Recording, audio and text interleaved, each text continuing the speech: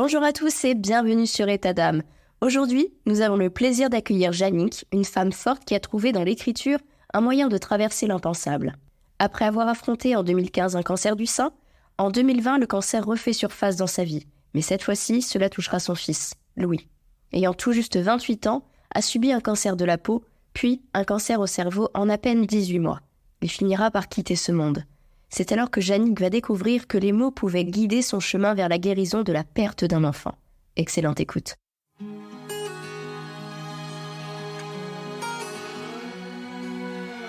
Bienvenue, chers auditeurs, dans une toute nouvelle saison d'État d'âme.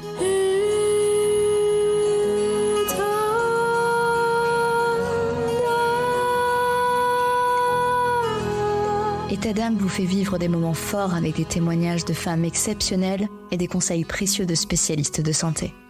Mais cette saison, préparez-vous à être transportés encore plus loin par État d'âme Stories. Ce sont tout simplement des récits fictifs, des histoires captivantes qui vous bouleverseront, des situations auxquelles vous pourrez vous identifier.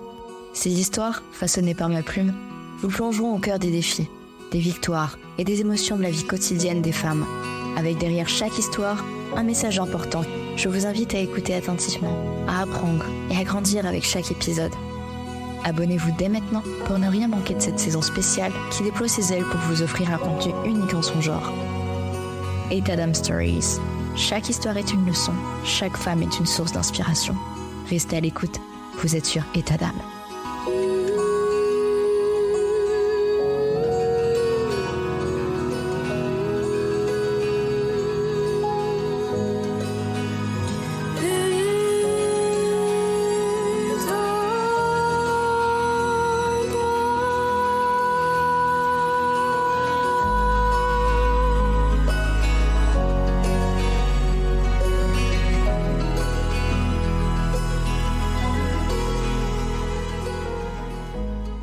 Merci beaucoup Yannick pour votre présence. Pourriez-vous nous raconter un petit peu votre histoire depuis le premier diagnostic jusqu'au dernier moment avec votre fils Louis? Comment avez-vous vécu ces derniers moments avec lui? Aujourd'hui, je réalise que le premier diagnostic vraiment du cancer, nous étions ensemble. Donc Louis avait 28 ans, son frère avait 22 à l'époque et sa sœur 26 et nous n'avions plus autant l'occasion d'être tous les 5 ensemble. Et cette année-là, nous avions vraiment choisi d'être ensemble pour les vacances au ski.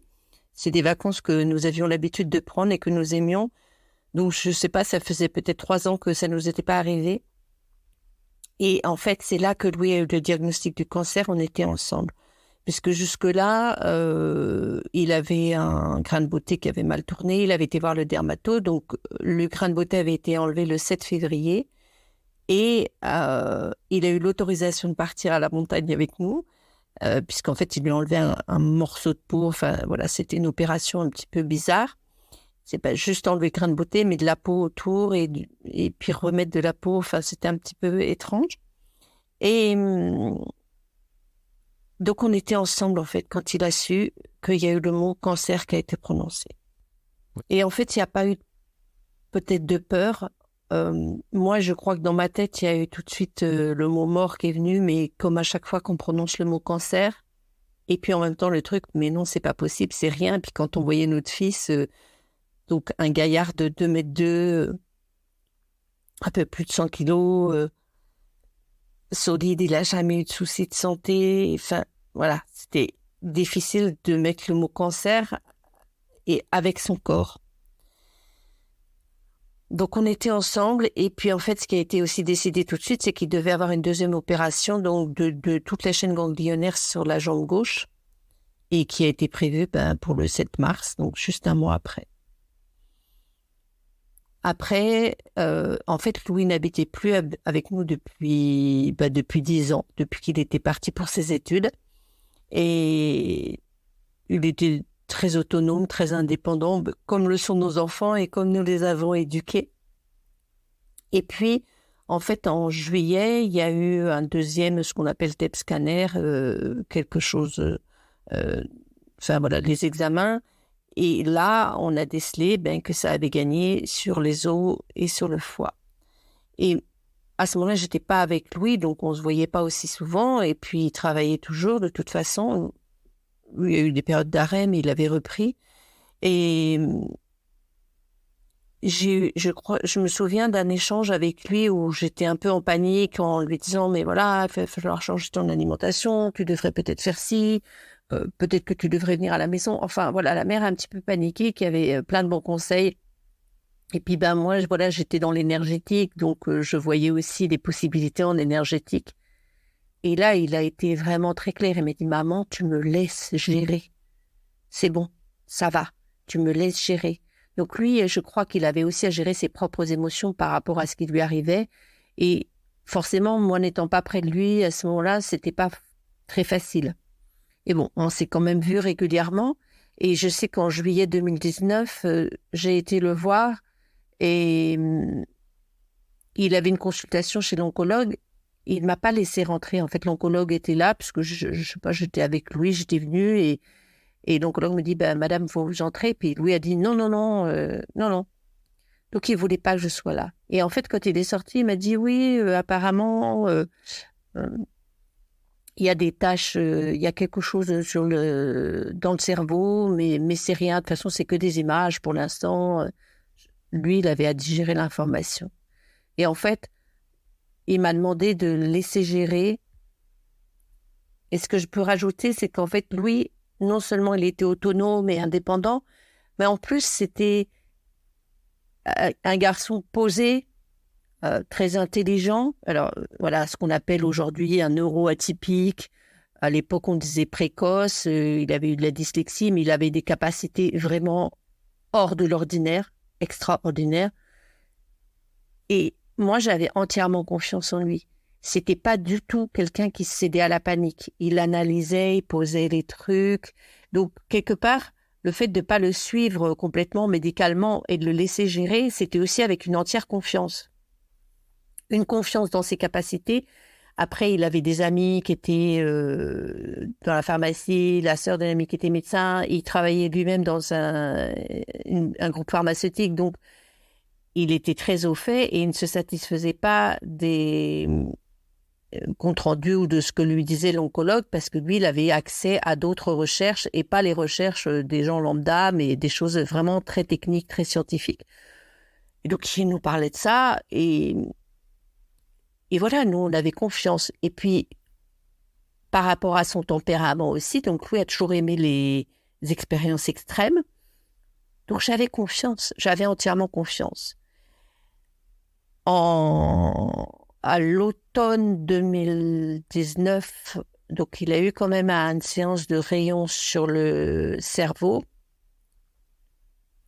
Et puis, à Noël quand même, ce qui a été étrange, c'est qu'il nous a offert un cadeau à chacun. Donc moi, une tasse, sa sœur aussi. Je ne sais plus ce qu'il a donné à son frère, à son père, mais je crois que c'était du parfum. Ce qui était assez inhabituel, quoi. Lui, il n'était pas très expansif, cadeau, comme ça. C'était pas des choses... Voilà, c'était pas sa façon d'exprimer son amour ou son affection. Et puis, je me souviens aussi qu'à ce moment-là, il a dit on est 7 milliards sur Terre, si je meurs, ça fera pas une grande différence. Moi, je lui ai répondu, si, pour nous, ça ferait une grande différence. Donc, c'était comme une évocation, mais je crois que sa sœur, à qui j'en avais reparlé, qui était à côté, n'a pas percuté, n'a pas entendu. Et c'était peut-être comme un appel, mais c'était sans nous le dire véritablement. Et puis, de toute façon, on sait bien qu'on ne le sait pas. Voilà. Il n'y a aucun moment où il nous a dit il y a un pronostic vital qui est engagé. On n'a jamais utilisé ces mots-là. Par contre, en février-mars 2020, là, il dit voilà, les résultats ne sont pas bons. C'est-à-dire qu'en fait, les résultats étaient bons d'un côté puisque ça avait disparu dans les os et dans le foie, mais par contre, ça avait gagné au cerveau. Donc à ce moment-là, moi, j'ai passé quelques jours avec lui parce qu'il avait eu une petite crise d'épilepsie, donc il n'était pas tranquille pour conduire et voilà, il préférait que je sois là. Donc en même temps, très indépendant, très autonome et en même temps acceptant aussi notre présence.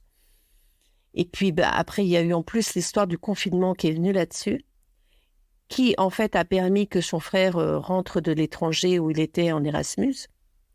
Donc son frère après a pris la relève après moi et il a été avec lui pendant, je sais plus, 3 semaines à moi.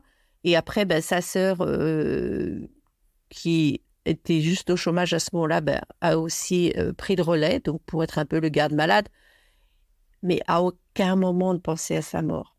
C'est pour ça on n'était pas inquiets. Il ne nous cachait pas les choses, mais il avait besoin, lui, de les digérer avant de nous les dire.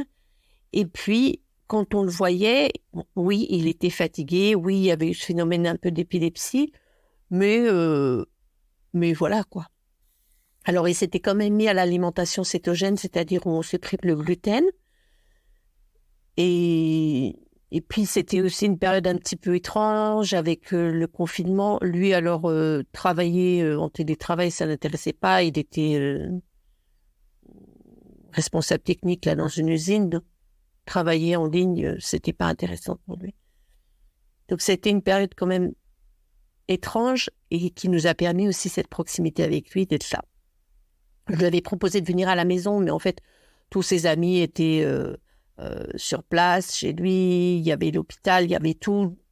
Donc, et puis la maison aurait été un peu trop petite pour lui. Il avait un appartement de 75 mètres carrés à la maison. Bon, revenir dans une chambre de 15 mètres carrés et puis partager avec les parents à 28 ans, c'est pas forcément souhaitable.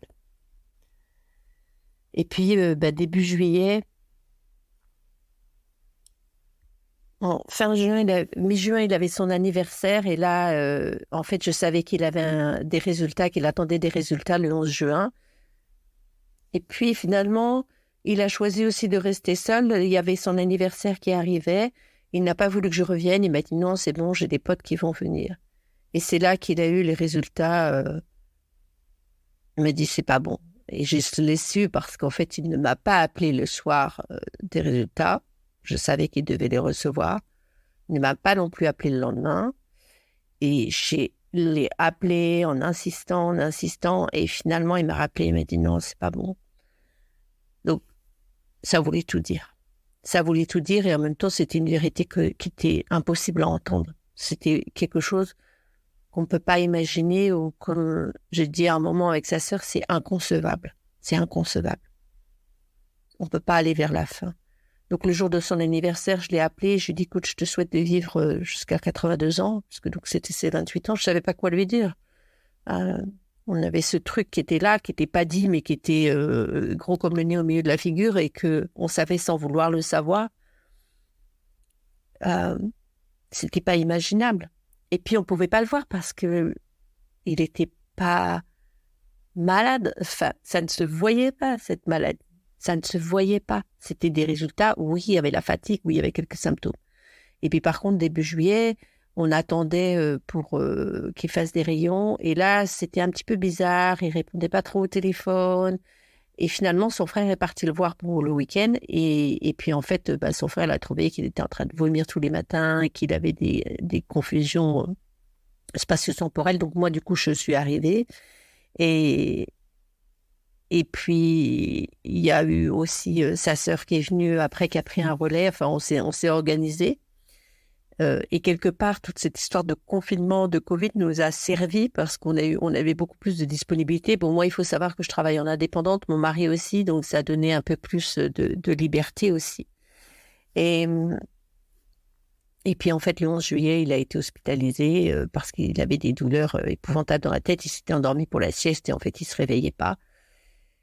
Et puis, après, il y a eu les rayons qui ont commencé. Donc là, moi, à partir du 14 juillet, j'étais auprès de lui tous les jours. J'habitais chez lui et puis je venais le voir à l'hôpital.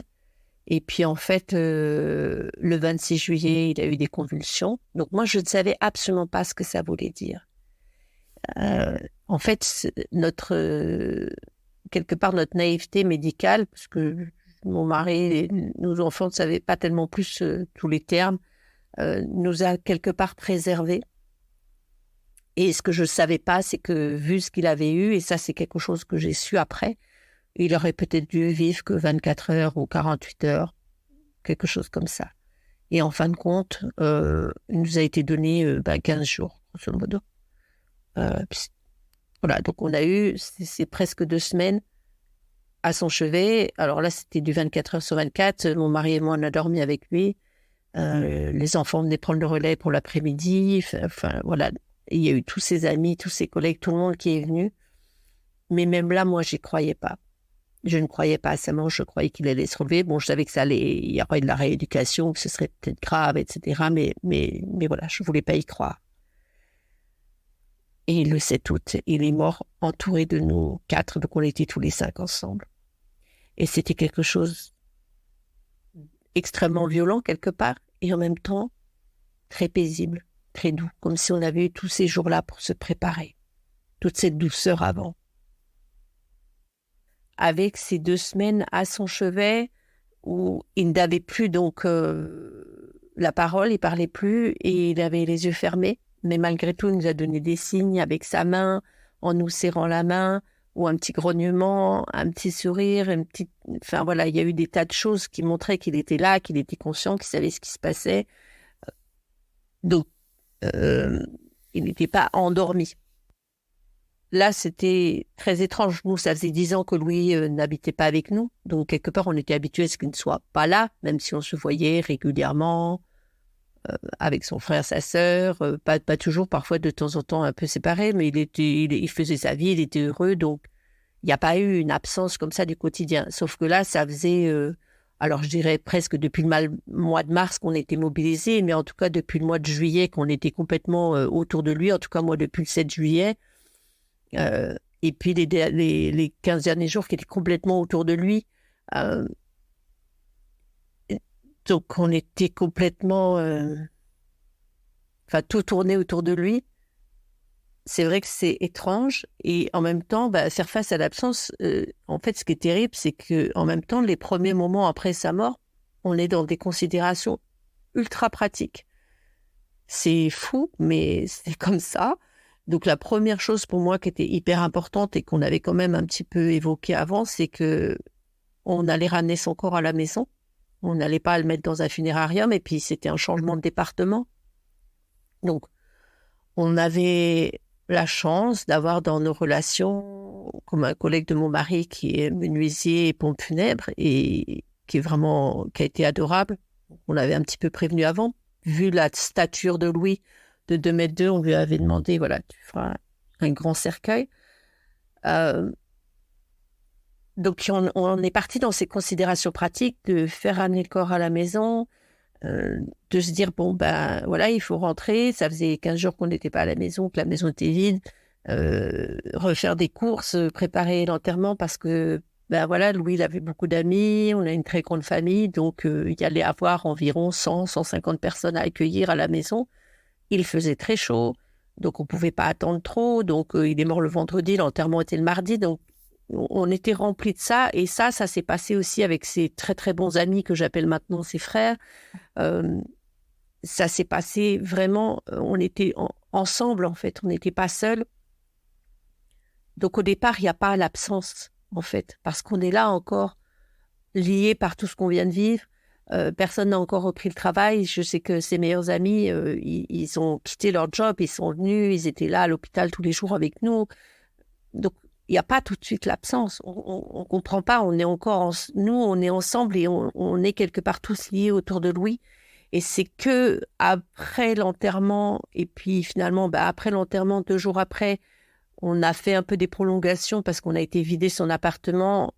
Donc, je disais que Louis était un être atypique et son appartement était aussi très atypique avec tout un tas de bazar dedans. Il bricolait, il étudiait plein de choses, donc il y en avait dans tous les sens.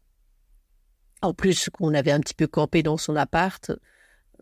Donc, on a joué ces prolongations-là. Ça a duré 3 jours, le déménagement. Après, nous, on a aussi dû faire de la place dans la maison pour mettre tout ça. Et puis, son frère est reparti que début septembre, je crois, et puis sa sœur aussi sont repartis qu'en septembre, en fait, à 15 jours d'intervalle. Donc, c'est là que ça a commencé, en fait. Au départ, on était encore imprégnés de tout ça, je dirais les 2, 3, 4 semaines après sa mort. Ça s'est fait graduellement. Au bout d'un moment, on a commencé à remanger un peu des repas, à parler de leur vie à eux, le plus jeune qui partait pour ses études dans une autre ville, une autre fille qui avait un autre travail et qui partait plus loin. Donc, ça a pris un peu de temps. On ne réalise pas l'absence au départ parce qu'on est prise dans toutes ces choses d'organisation aussi. On est comme, pour moi, dans un espace irréel. J'étais dans quelque chose d'irréel. Et l'absence, elle se ressent après. Quand on se dit, mais non, mais ça va être plus jamais. Quand aux vacances suivantes, il vient pas. Quand à Noël, il vient pas. Quand on fait des fêtes et qu'il vient pas. Quand j'ai envie de l'appeler, puis que c'est plus possible, quoi. C'est là qu'elle vient, l'absence. Elle vient après, elle vient dans la durée, en fait. Et même encore maintenant, là, ça fait plus de 3 ans et elle devient encore plus longue. Là aussi, ouais, non, mais c'est vrai, quoi, il va pas revenir. Parlez-nous de l'importance de l'écriture dans votre processus de deuil. En quoi cela a-t-il été comme un refuge pour vous, si je puis dire? À côté de toute cette agitation, on va dire, pratique, pragmatique, d'organisation que nous avons dû faire, il y avait tout ce qui se passait à l'intérieur. Et une des premières choses qui est venue dès le lendemain de sa mort, pour moi, c'était l'écriture pour parler le jour de l'enterrement. Il fallait bien que quelqu'un dise quelque chose. J'avais l'habitude des enterrements. J'ai une grande famille, mes parents étaient déjà morts, j'ai eu des oncles et tantes, j'ai eu un cousin. Enfin, voilà, c'était pas quelque chose d'étranger pour moi, la mort. Donc, je savais qu'il y avait des oraisons funèbres qui se disaient, un récapitulatif de la vie des personnes. Et en fait, je me suis mis à écrire. Et puis moi, j'étais aussi dans un processus, même si j'avais pas voulu voir cette mort, même si je croyais qu'il y aurait un miracle jusqu'au dernier moment, j'étais dans un processus de gratitude depuis que, en 2015, j'ai eu un cancer. Et à ce moment-là, j'avais posé une question qui était: quel est le trésor caché ici que je ne vois pas encore? C'était une question que je posais pour m'apaiser, en me disant, si ça, c'est possible, si vraiment j'ai ce truc-là dans ma vie, c'est qu'il y a forcément quelque chose à apprendre, à grandir de ça. Alors là, en fait, dans ma tête, je me suis posé cette question. Et puis voilà, c'était un jeune, et je me disais, je voyais bien la colère peut-être des autres jeunes, de ses amis, en disant, c'est pas juste. La même année, j'ai une de mes tantes qui avait 101 ans, qui est morte à 101 ans. Et puis une cousine qui est morte à 42 et l'autre à 72. Et Louis, 28 ans. Pour moi, et c'est pas juste ou injuste. Il y a quelque chose à apprendre de ça. Donc l'écriture est venue peut-être en premier pour témoigner. Voilà, donc en fait, je me suis mise à écrire et puis sur mon téléphone, parce que dans le bazar dans lequel on était, la seule chose j'étais sûre d'avoir tout le temps sur moi, c'était le téléphone, alors que d'habitude, j'aurais préféré un carnet. Et voilà, j'ai commencé à écrire, et pour lire le texte qu'effectivement j'ai lu, que j'ai dit le 11 août, en fait, je ne l'ai pas complètement lu, je n'avais pas complètement rédigé, mais j'avais pris toutes mes notes parce que je savais qu'il y aurait l'émotion et je savais que ce serait risqué de parler en impro comme je sais faire et comme j'ai l'habitude de faire et pour lequel j'ai relativement de l'aisance. Là, il y avait tellement d'émotions que c'était important d'avoir noté. Et puis finalement, quelques jours après, j'ai repris l'écriture. L'écriture est venue à moi. C'était vraiment... Je suis en train de vivre le truc le plus fou de ma vie, quoi. Vivre la mort de son enfant, enterrer son fils. Enfin, c'était quelque chose d'impensable, d'inconcevable, d'inimaginable. Et c'était comme s'il fallait que j'écrive pour témoigner, pour pas devenir folle, pour noter, pour me rappeler ou pour être sûre que j'étais en train de vivre ce que j'étais en train de vivre. Et donc, j'ai commencé à écrire. Et puis, j'ai juste noté ce qui se passait pour moi, dans mon corps, mes ressentis, mes prises de conscience. Quand je pleurais pas, quand je riais, ce qui se passait, les interactions avec les autres gens aussi, toutes ces choses-là, parce que j'étais en train de vivre l'expérience la plus bouleversante de ma vie. Et c'était un peu le fait d'écrire, c'était aussi oui, je suis en train d'explorer, je suis en train de faire une expérience. C'est un peu comme quand je suis partie vivre en Australie avec mon mari. On a vécu 5 ans là-bas. Et d'ailleurs, Louis est né là-bas et sa sœur aussi. Et à l'époque, je faisais ce qu'on appelle un journal de bord, un carnet de voyage. Donc là, c'était quelque part comme un carnet de voyage de cette expérience intense et bouleversante. Alors, je me suis pas dit ça dans ma tête, en fait. C'est plutôt l'écriture est venue impulsivement, comme une intuition. J'ai pas réfléchi en disant, oh là là, je suis en train de vivre le truc le plus fou de ma vie, il faut que j'écrive, mais c'est comme si c'était venu, quoi, tout seul. C'est pas quelque chose que j'ai réfléchi, j'étais plus dans du cognitif, j'étais dans l'intuition, dans l'impulsif, et l'impulsion, elle a été l'écriture. Et je dirais même, l'écriture est venue à moi. L'écriture est venue à moi comme pour témoigner. Et donc, en quoi ça a été un refuge pour moi? Oui, j'essaie de me souvenir de la question. Donc, c'était pas forcément juste un refuge, mais c'était comme un point de repère, un point d'ancrage. Et ça m'a permis aussi d'observer, de me poser dans la position d'observateur. Donc, exploratrice de l'expérience et en même temps en observation. De déposer tout ce qui se passait en moi. Donc, aussi bien dans ma tête, dans mon corps, les prises de conscience, ça m'a permis de prendre du recul. Et puis, bien sûr, ça m'a permis aussi de capter, de noter tout ce que je captais de Louis. Donc, j'ai capté quelques phrases au début, j'ai capté quelques mots, j'ai capté des sensations, des visions que j'ai eues, des ressentis de sa présence. Et je suis vraiment heureuse d'avoir noté tout ça parce qu'il y a plein de choses, sinon je les aurais oubliées aussi. Très vite, j'ai eu aussi l'intuition de publier. Alors, je ne savais pas ce que ça voulait dire, en fait, que publier, mais j'ai eu l'intuition que tout ce que j'écrivais, ce n'était pas juste pour moi, mais ça serait quelque chose que j'aurais à partager, à rendre public. Ça n'a pas altéré ma façon d'écrire, ça n'a pas changé. J'avais dans mes relations une femme qui était coach en écriture. Je me suis adressée à elle, elle m'a juste dit « écris tous les jours et puis on verra après ». Donc voilà, c'est en fait comme ça aussi que ça a donné lieu à mon premier livre. Donc bien sûr, je n'avais jamais publié de livre, je n'avais jamais été auteur, j'adorais écrire. Quand j'étais petite, je crois que je voulais être écrivain, mais bon voilà, c'était quelque chose qui était resté très très loin pour moi. Et là, c'était pas je vais publier un livre pour raconter, c'était juste j'écris, je sens qu'il faut que je publie. Et j'ai tenu à ce que ça reste sous forme de journal. Il y avait quelque chose vraiment de l'ordre de l'intuition. Donc cette femme m'a accompagnée parce qu'au départ le livre a été auto-édité, depuis il a été réédité. Ça a forcément transformé tout, de rendre public mon histoire. Donc j'ai arrêté d'écrire le 7 novembre 2020, il a été publié en mars 2021. Donc j'étais déjà moi on va dire coach quantique, healer, accompagnante. Donc j'avais une audience, j'étais déjà un petit peu publique, je n'avais pas une énorme audience, mais un petit peu. Mais là, c'était parler de ce que je vivais, de la mort, du deuil, autrement aussi. Donc ça a complètement bouleversé ma vie, bien sûr, de devenir aussi auteur. Et puis auteur de ça, de ce livre-là. Mais c'est surtout que l'écriture, elle a modifié mon parcours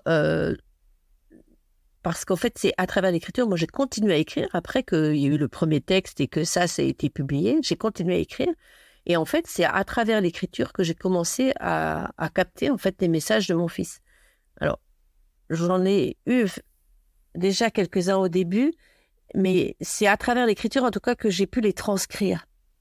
C'est un peu comme si je les entendais pas dans ma tête, mais qui venaient s'écrire tout seul sous mes doigts dans le clavier, en fait. Moi, je pose une question et ça vient, en fait, je pose mes doigts. Donc, c'est pas une vraie écriture automatique parce que j'écris pas en manuscrit.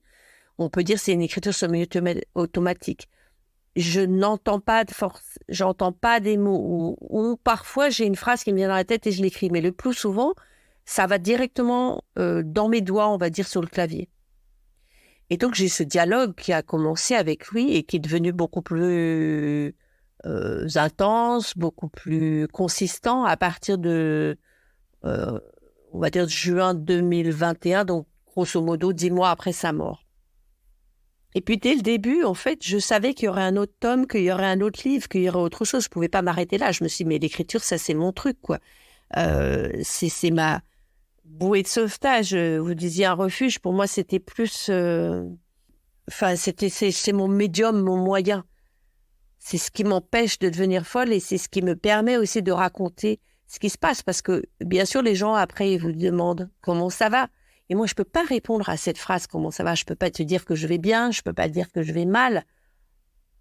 C'est pas ça. C'est tout ce que je vis. Il y a toutes ces modulations intérieures, il y a tout ce qui se passe en moi.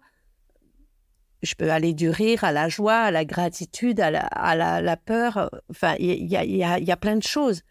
Et pour moi, cette mort, c'était pas un drame, une catastrophe. Oui, un bouleversement. Et pourtant, je savais que derrière, il y avait un cadeau. Enfin, derrière les apparences, que c'était un cadeau. Alors, bon, je m'en serais passée, mais parfois, voilà, c'est quand même un cadeau. Et c'est en acceptant de le recevoir aussi comme un cadeau que ça a changé. Donc ça, c'était quelque chose que je pouvais pas forcément dire comme ça, à droite, à gauche, mais que je pouvais transmettre à travers l'écriture. Donc l'écriture est vraiment cet outil de transmission.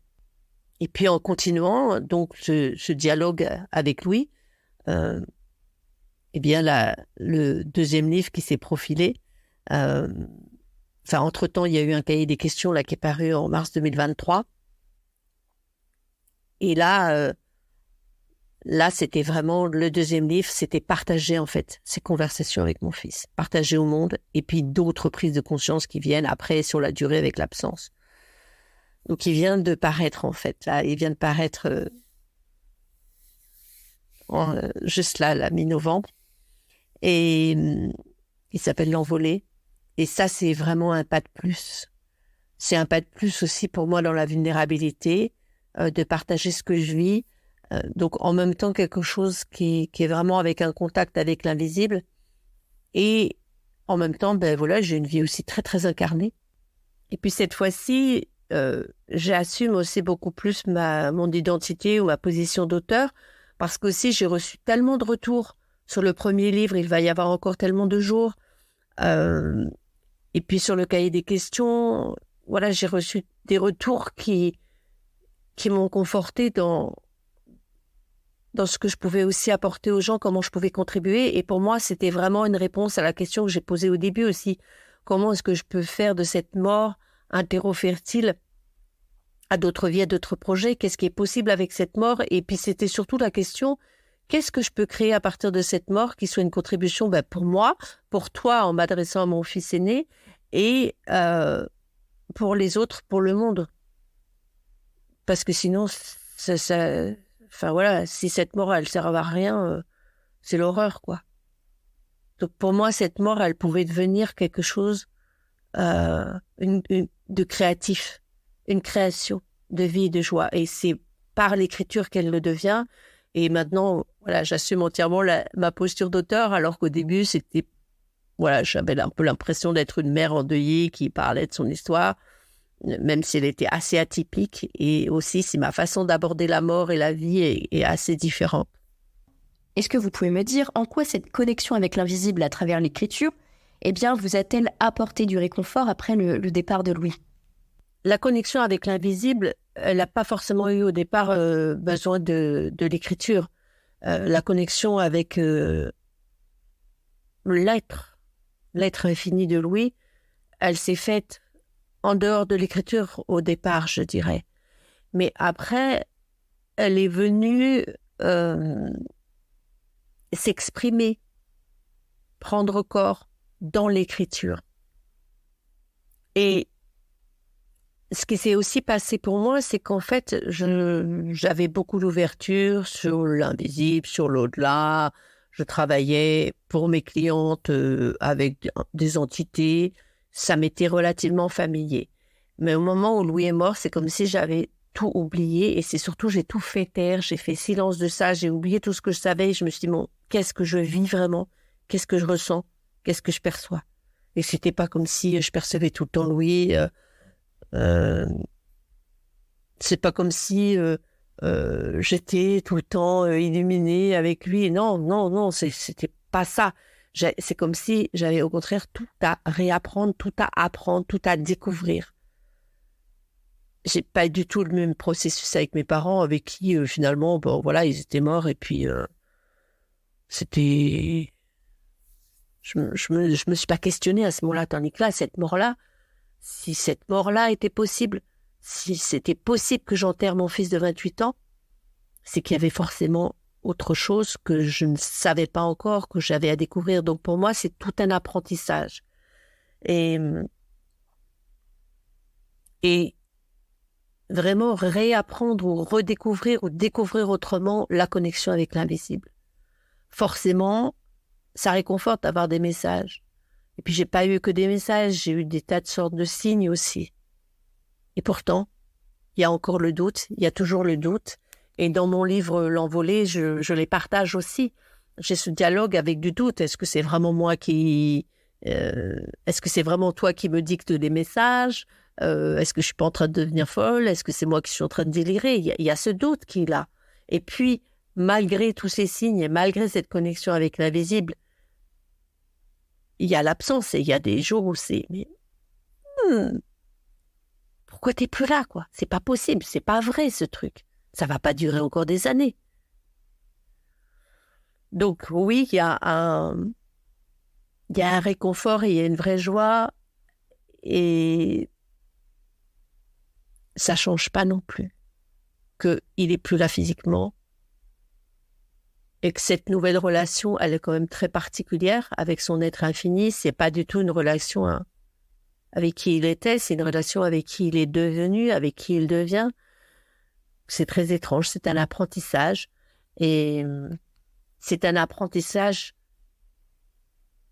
qui est comme un réconfort d'une certaine manière et en même temps c'est difficile, c'est exigeant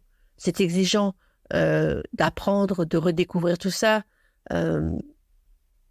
J'avais pas pensé avoir ce genre de relation avec un de mes enfants. Donc c'est une grande exigence.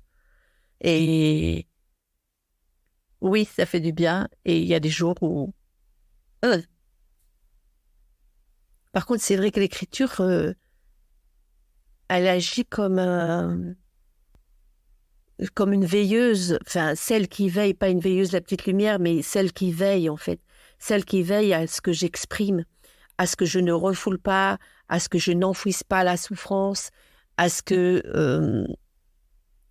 je ne refoule pas non plus les signes, l'éveil, les prises de conscience, à ce que je puisse exprimer la gratitude, à ce que je puisse exprimer la joie aussi, à ce que je puisse exprimer toutes les émotions. Donc, elle est là comme je dirais, une gardienne aussi de tout ce que je dépose là avec elle. Elle est là pour veiller à ce que je ne devienne pas folle et à ce que je ne renie pas ce que je vis. Donc, ne pas renier aussi bien les moments de doute, les moments de pleurs, de tristesse, d'abattement, et que je ne renie pas non plus toutes les prises de conscience, tous ces moments où je trouve la gratitude, où je trouve la paix, où je suis en émerveillement devant ce que je découvre. Dans ce sens-là, l'écriture est un vrai cadeau. Alors Jannick, vous avez publié un livre paru en mars 2021, Il va y avoir encore tellement de jours, qui partage votre voyage à travers le deuil et l'écriture. Pouvez-vous nous en dire un petit peu plus sur ce livre? Comment il a pris forme? Il est né de cette écriture vraiment au fil des jours, cette écriture quotidienne qui a été là pour comme une impulsion, qui a été là pour que j'oublie pas, pour que je devienne pas folle, pour que je puisse exprimer tout ce que j'avais à exprimer. Et comme je l'ai dit tout à l'heure, en fait, j'ai eu très très vite l'impulsion que ce que j'écrivais, que ce que je vivais, c'était pas juste une histoire personnelle, ça devait sortir de ma sphère personnelle et ça avait vocation à être publié. Il est né comme ça, c'était comme un cri du cœur. Et je me suis dit, ce cri-là, qui est pas un hurlement, qui est plutôt un cri qui est psalmodié, un peu comme une mélopée, ce cri-là, il a besoin d'être entendu, il a besoin d'être dit, parce que ce que j'ai vécu, c'était, oui, la douleur que mon fils soit mort, oui, il y avait les pleurs, oui, il y avait la tristesse, et en même temps, il y avait la confiance que quelque chose était en train de se créer. Il y avait la confiance que son être infini était là, était vivant. Il y avait la gratitude, il y avait la joie, il y avait la paix. Et ça, je sais que c'est des choses qui ne sont pas souvent vécues quand il y a des deuils.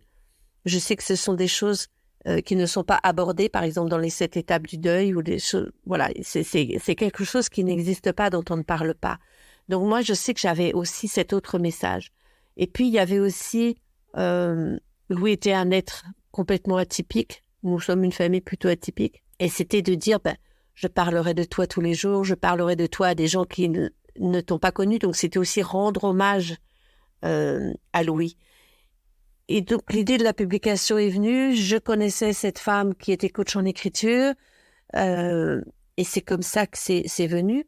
Après, donc, il y a eu tout un processus aussi, on va dire, de correction, d'amélioration de mon texte, puisque j'avais choisi d'arrêter mon texte au 7 novembre, donc 3 mois après sa mort. C'était comme ça, c'était pareil, c'était une impulsion. Il y avait quelque chose de non cognitif. Et j'ai souvent fonctionné comme ça. C'était comme une certitude aussi.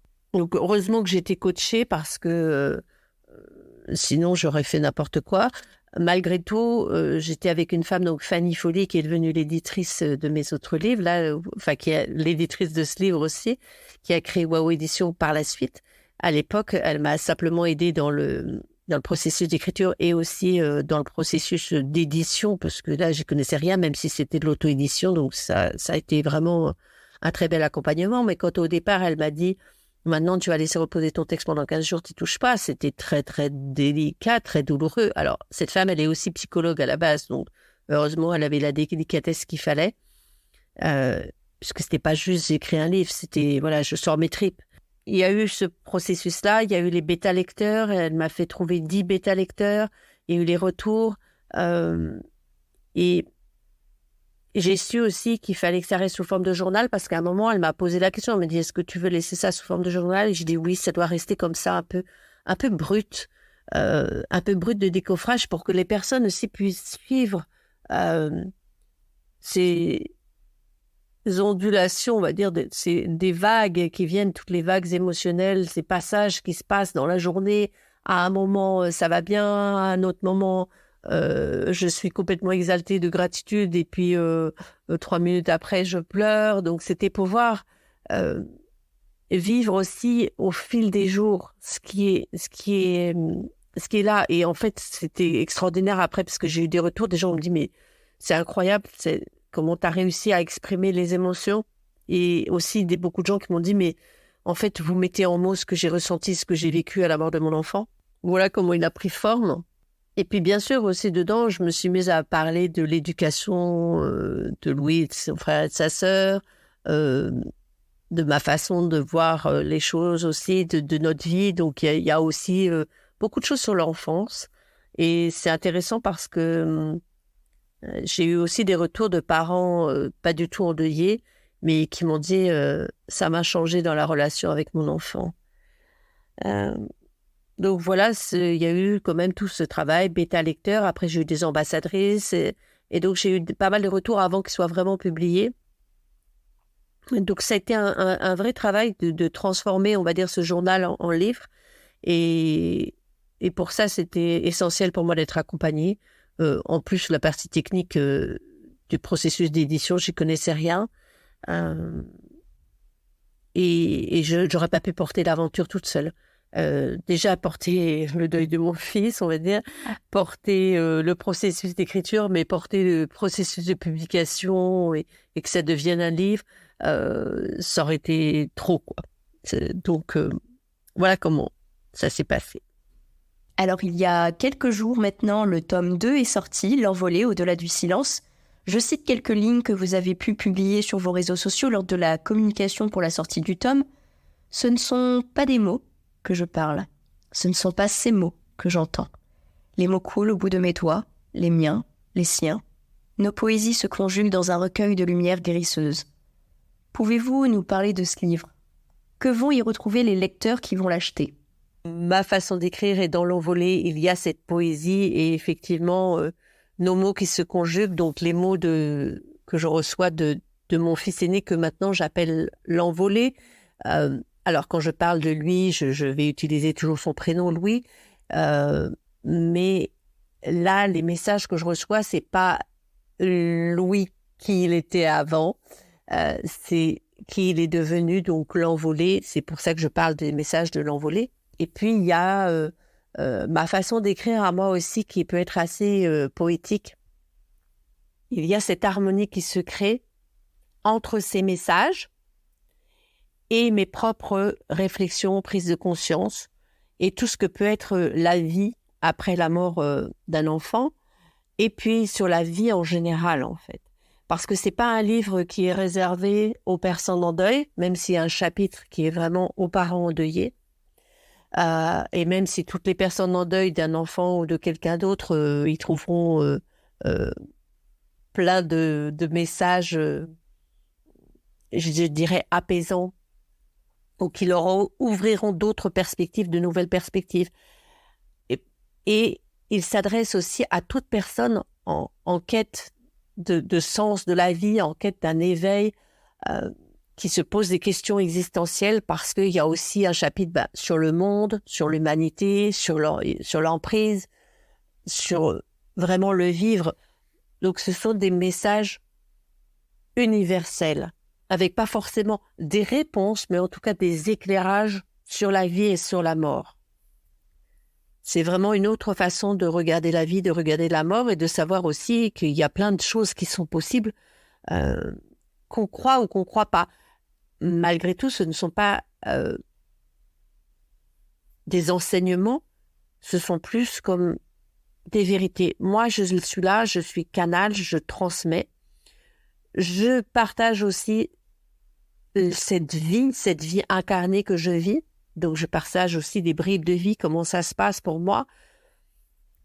Et les premiers retours que j'ai eus, c'est que c'était un livre, un recueil qui est comme un soin, quelque chose qui est apaisant, qui est guérisseur, qui fait du bien et qui permet d'envisager la mort et par là même d'envisager la vie avec joie, avec paix, avec confiance. Donc c'est un livre qui parle de la mort et qui fait du bien et qui s'adresse à tous et qui effectivement est présenté plus comme un recueil plutôt que du narratif. Alors chaque personne va pouvoir piocher dedans comme elle veut, ouvrir la page au hasard et trouver le message qui est requis pour elle. En tout cas, merci infiniment Jannick pour ce partage émotionnel et profondément inspirant. Votre parcours et votre utilisation de l'écriture comme instrument de guérison sont une source de force et d'inspiration. Pour nos auditeurs, rappelez-vous que même dans les moments les plus sombres, les mots ont le pouvoir de guérir et de connecter. N'oubliez pas de suivre le compte Instagram Jannick Dumais pour plus de ressources et de soutien et découvrir ses livres. Merci à tous pour votre écoute et à bientôt pour un nouvel épisode. Vous étiez sur État d'âme, le podcast où chaque femme est unique, mais certains parcours de santé s'entremêlent. À très vite, prenez soin de vous.